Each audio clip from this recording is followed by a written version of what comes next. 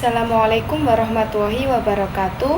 Kami dari kelompok 4 akan menjelaskan tentang manajemen peserta didik sekolah MI atau SD. Sebelum lanjut ke penjelasan, jangan lupa klik tombol subscribe-nya terlebih dahulu ya teman-teman. Oke, pembahasan yang pertama yaitu pengertian peserta didik di sekolah MI atau SD yang akan dijelaskan oleh Ivan Maksum. Baik, yang pertama adalah pengertian peserta didik di sekolah MI atau SD. Dalam Undang-Undang Republik Indonesia Nomor 20 Tahun 2003, peserta didik adalah individu yang bertujuan untuk meningkatkan kemampuannya dengan memanfaatkan metode, tingkatan, dan jenis pembelajaran tertentu. Selain itu, peserta didik dapat dipandang sebagai orang yang mencari informasi dan arahan. Peserta didik merupakan salah satu komponen manusia yang sentral dalam proses pendidikan karena peserta didik merupakan masalah utama dan pusat perhatian diarahkan pada tujuan. Jadi pada intinya peserta didik di sekolah MI atau SD merupakan elemen penting dari proses pendidikan karena mereka mewakili isu-isu penting dan fokus pada tujuan. Yang kedua adalah tujuan manajemen kurikulum MI atau SD.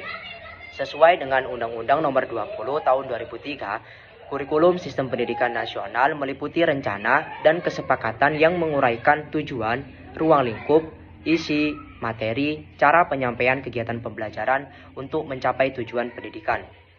Tujuan tersebut meliputi kesesuaian dengan tujuan pendidikan nasional, wilayah, satuan pendidikan, karakteristik, kondisi, dan peserta didik.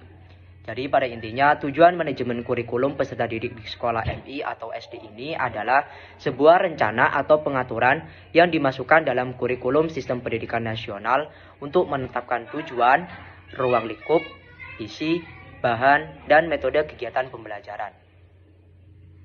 Bismillahirrahmanirrahim.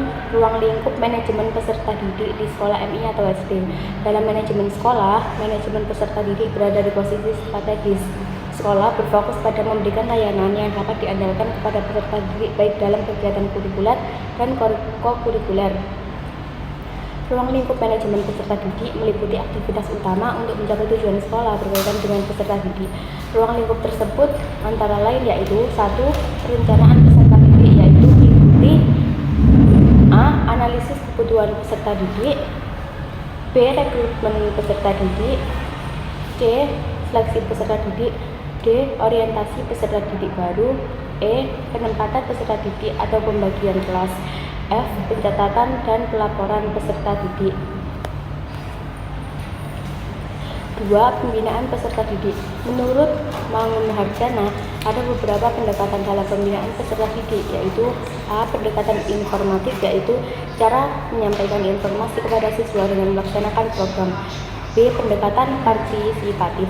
Dalam pendekatan ini, peserta didik dituntut untuk berpartisipasi aktif dalam proses pembelajaran. C. Pendekatan eksperiensial. Dalam pendekatan ini melibatkan pengalaman peserta didik untuk berpartisipasi langsung dalam pembinaan. 3. Evaluasi kegiatan peserta didik. Ada beberapa tujuan dilakukannya penilaian belajar peserta didik menurut RIFAI. A. Tujuan evaluasi guru terhadap hasil belajar peserta didik. B. Menentukan ketuntasan penguasaan kemampuan belajar peserta didik. C. Menetapkan program remediasi atau pengayaan bagi peserta didik. D. Meningkatkan kehadiran peserta didik di semester berikutnya. 4. Penyelenggaraan layanan khusus. Pelayanan yang dibutuhkan peserta didik yaitu A. Layanan bimbingan dan konseling, B.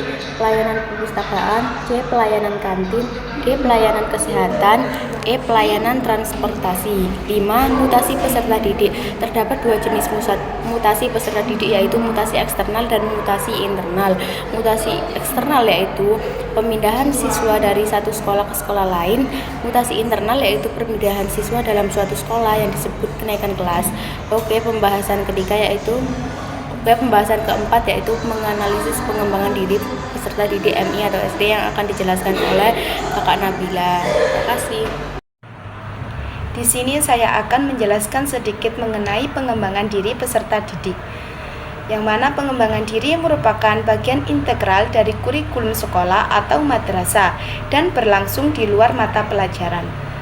Kegiatan pengembangan diri itu merupakan suatu pembentukan karakter dan kepribadian seorang peserta didik, yang mana untuk membantu siswa menjadi pribadi yang lebih baik secara keseluruhannya.